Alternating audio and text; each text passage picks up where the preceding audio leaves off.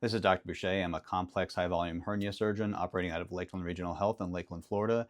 And today I want to talk about how not all two hernias are ever the same. We start with something relatively simple like this, where it's like a relatively small belly button hernia. And most surgeons would agree that an ideal way to fix this is just taking a suture through the hole, closing it, no mesh, and that's it. You call it a day.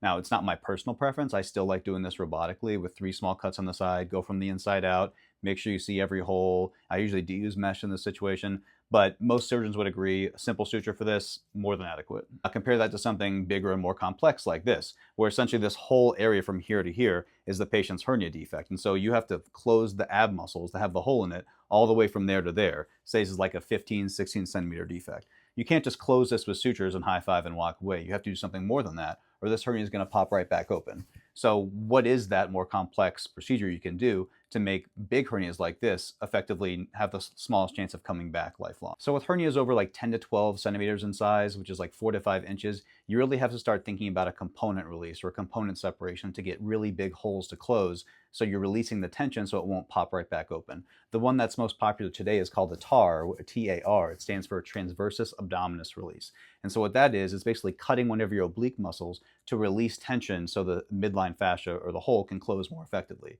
It also has the double benefit of making a nice wide space for you able to put mesh in, so you're completely reinforcing the abdominal wall with mesh, hiding it in a safe plane of your abdominal wall where that mesh is never going to touch intestines. And lots of times you can do the surgery minimally invasively and patients are going home that same day. Now you could argue whether or not you want to do this surgery open with a big cut up and down the middle, or minimally invasively, which I usually do it robotically with 3 small cuts on the side. Some people advocate for bigger one incision surgeries. If you have a lot of extra scar tissue in the middle and excess skin, you're going to want to excise at the end. Or if a patient has fistulas, chronically draining wounds, if a patient has an ostomy bag to make the surgery more complicated.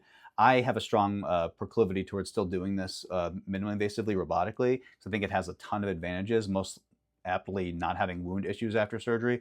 But still, either way this is done, it gives you a good chance, or the best chance at least that we have right now, of not having this hernia come back in your lifetime. So if you live in Lakeland, you have a simple to complex hernia you'd like to discuss, you can call my office or email me at any time. And as always, if you have any hernia questions of your own, you can always leave a comment and I'll do my best to respond to it.